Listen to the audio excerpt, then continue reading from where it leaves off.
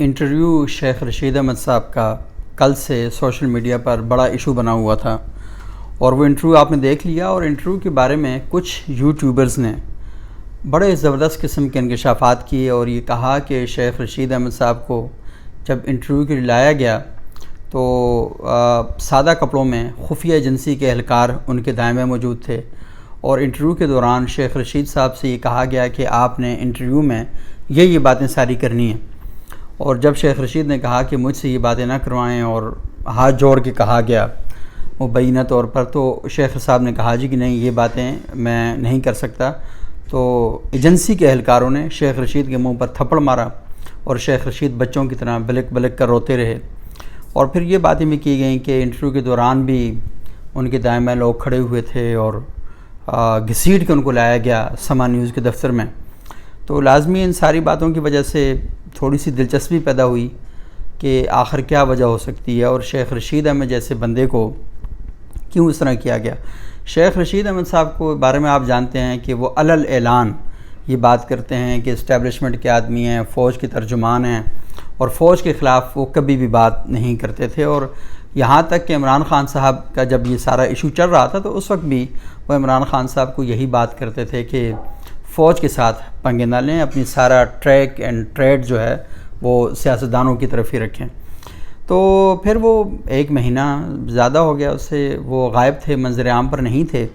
تو آج جب منیب فاروق صاحب نے ان سے پوچھا کہ بھائی صاحب آپ کہاں تھے، تو انہوں نے کہا کہ میں چلے پر گیا ہوا تھا۔ اور چلہ آپ کو پتہ ہے کہ ہمارے ہاں ایک تبلیغی جماعت چلہ لگواتی ہے، اور دوسرا ہمارے ہاں یہ جو بہت سے ایسے لوگ ہوتے ہیں کہ جو تعویذ، دھاگے، منت، مرادیں اور اس طرح کے کام شام کرتے ہیں، یا کسی خاص علم میں گیان حاصل کرنا چاہتے ہیں تو وہ چلے پھر لگاتے ہیں، اور کوئی پانی میں کھڑا ہو کر چلہ لگاتا ہے، کوئی پہاڑ پہ چڑھ کے چلہ لگاتا ہے۔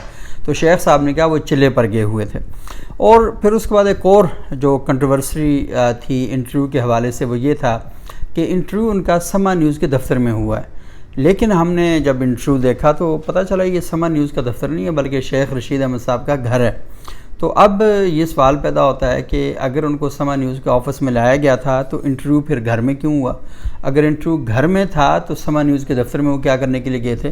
تو یہ بڑی اہم باتیں ہیں۔ لیکن شیخ رشید صاحب نے آخر میں منیب فاروق صاحب سے یہ والی بات کہی کہ منیب صاحب آپ کا بہت شکریہ کہ آپ انٹرویو کرنے کے لیے میرے گھر میں تشریف لائے۔ تو اب یہ چیزیں منیب فاروق صاحب کو پبلک میں آ کر اوپن کرنی چاہیے اور بتانی چاہیے کہ اصل کہانی کیا ہوئی ہے، یہ سارا قصہ کیا ہے، انٹرویو کیسے ہوا، کب ہوا۔ اور پھر شیخ صاحب یہ والی باتیں بھی کر رہے تھے کہ میں انٹرویو وغیرہ دینا نہیں چاہتا تھا، جب سے چلے سے واپس آیا ہوں۔ تو جب آپ انٹرویو نہیں دینا چاہ رہے تھے تو پھر انٹرویو دیا کیوں؟ اور اگر انٹرویو آپ نے دیا ہے تو پھر یہ جو ساری جو قصے کہانیاں سامنے آ رہی ہیں ہمارے، یہ اصل میں کیا ہیں؟ لیکن شیخ رشید احمد صاحب سے جو یہ توقع کی جا رہی تھی اور تحریک انصاف کے لوگوں کی جانب سے بھی اور بہت سے لوگوں کی طرف سے یہ بات کہی جا رہی تھی کہ شیخ رشید احمد صاحب آئیں گے، اور جیسے فرق حبیب صاحب نے الزام لگا دیے عمران خان صاحب پر تو وہ آئیں گے، عمران خان صاحب پر الزام لگائیں گے اور ان کی جو طرز سیاست ہے اس پر سوالات اٹھائیں گے، اور پھر اس کے بعد وہ عمران خان صاحب سے اعلان لا تعلقی کریں گے۔ تو ہم نے دیکھا کہ انہوں نے یہ والی بات تو کہی کہ عمران خان ایک ضدی سیاستدان ہے، اور یہ جو بات ہے یہ کوئی ایسی انوکھی بات نہیں ہے۔ شیخ رشید احمد کئی بار اس طرح کی باتیں پہلے بھی کر چکے ہیں کہ عمران خان جو ہے نا خان مانتا نہیں ہے، خان ضد کرتا ہے۔ اور پھر عمران خان صاحب نے جب فوج کے ساتھ بات چیت کرنے کے لیے ایک 3 رکنی کمیٹی بھی بنائی تھی، جن کے بارے میں شیخ رشید احمد صاحب نے آج یہ والی بات بھی کہی کہ ان تینوں نے خان صاحب کو چھوڑ کر اپنی الگ الگ جماعتیں بنا لی ہیں۔ تو اس وقت شیخ رشید احمد نے جب یہ چاہا کہ انہیں بھی شامل کیا جائے فوج سے بات چیت کرنے کے معاملے میں، تو عمران خان صاحب نے شیخ رشید احمد سے کہا تھا کہ آپ اس معاملے میں نہ پڑیں، تو اس پر شیخ رشید احمد خاموش ہو گئے۔ شیخ رشید احمد اپنے آپ کو بڑے شوقیہ طور پر پنڈی بوائے کہلاتے ہیں کہ وہ پنڈی کے لڑکے ہیں۔ تو پنڈی کے لڑکے سے مراد یہ ہے نا کہ پنڈی میں جی ایچ کے ہوئے اور جی ایچ کے ہوئے کے آدمی ہیں۔ تو شیخ رشید احمد صاحب نے آج جو انٹرویو دیا، مجھے تو کہیں سے یہ لگ نہیں رہا تھا کہ وہ کسی زبردستی کی حالت میں بیٹھے ہوئے ہیں، لیکن کچھ لوگوں کا یہ کہنا ہے کہ یہ انٹرویو جبراً ان سے دلوایا گیا. تو اگر یہ جبراً انٹرویو دلوایا گیا تو اس میں وہ چیزیں ساری ہونی چاہیے تھیں جو جبری انٹرویو کے معیار پر پوری ہوتی، یعنی یہ جبر کس لیے کیا گیا تھا. تو اگر اس کے اندر کوئی چیز ہی ایسی نہیں ہے تو پھر یہ سوال تو پیدا ہوگا. اور دوسرا، شیخ رشید احمد کا تعلق تحریک انصاف سے نہیں ہے. ان کی اپنی ایک پارٹی ہے، لوگ ان کو تانگا پارٹی کہتے ہیں، لیکن وہ اپنی ایک سیٹ کسی نہ کسی طریقے سے کسی کے ساتھ اتحاد کر کے وہ نکال لیتے ہیں. تو شیخ رشید احمد صاحب نے اپنی سیاست کے بارے میں بتایا کہ ان کی ایک پارٹی ایک سیٹ ہے، ان کا جو بھتیجا ہے وہ تحریک انصاف کے اندر ہے، لیکن وہ یہ کہہ رہے ہیں کہ جو بھی فیصلہ کرے سوچ سمجھ کے کرے. اور انہوں نے فوج سے یہ درخواست بھی کی ہے اور یہ کہا ہے کہ وہ کوشش کریں گے کہ جنرل عاصم منیر صاحب سے ان کی ملاقات ہو اور وہ ملاقات کر کے اس بات کی درخواست کریں کہ جو عام لوگوں کے بچے جیلوں میں پڑے ہوئے ہیں تو ان لوگوں کو رہا کیا جائے، کیونکہ لوگوں کی مائیں منتیں ترلے کرتی ہیں اور کہتی ہیں کہ ان کے بچوں کو اس طریقے سے ڈالا گیا اور وہ جیلوں کے اندر رہے.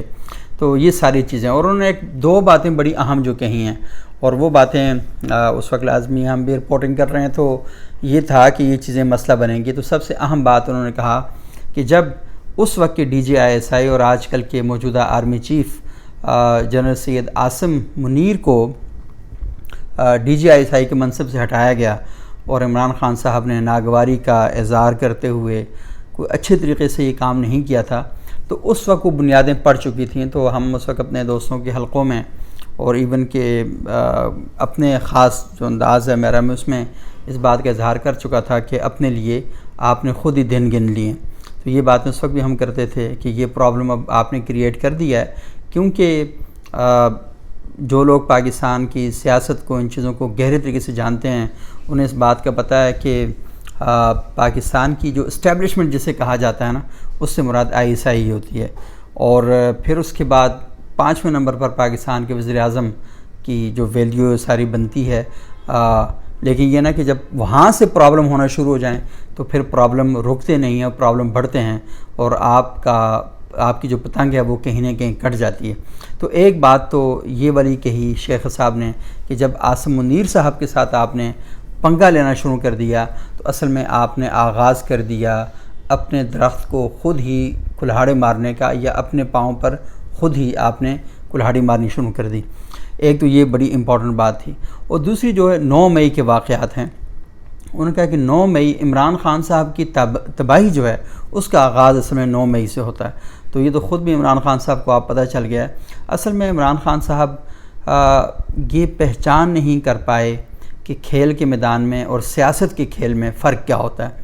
تو سیاست کھیل کے میدان میں پریشر بلڈ کرنا ہوتا ہے مخالف ٹیم پر، اور سیاست کے میدان میں صبر و تحمل کے ساتھ ٹرکس گیم کرنی ہوتی ہیں. تو جب آپ سیاست کے میدان کو اور کھیل کے میدان کو آپ اس کا فرق نہیں سمجھیں گے تو شاید کہیں نہ کہیں پرابلم پیدا ہو جاتے ہیں. اور آج ہم دیکھ رہے ہیں کہ عمران خان صاحب بڑی تیزی کے ساتھ تنہا ہوتے جا رہے ہیں. لیکن شیخ رشید احمد صاحب سے جو توقع کی جا رہی تھی اور جس کے بارے میں یہ کہا جا رہا تھا کہ کیا کہتے ہیں جو پرابلم پیدا ہوگا بڑا یہ، اور عمران خان صاحب کے خلاف بولیں گے، تو ایسا انہوں نے کچھ بھی نہیں بولا. لیکن ایک بات جو انہوں نے کہی ہے وہ بڑی انٹرسٹنگ ہے. ایک تو انہوں نے یہ کہا نا کہ 9 مئی اتنا بڑا یوم سیاہ ہے کہ اس کے بارے میں جمعے کے خطبوں میں یہ بتانا چاہیے، یعنی اس کی بہت انہوں نے ایک ویلیو بنائی.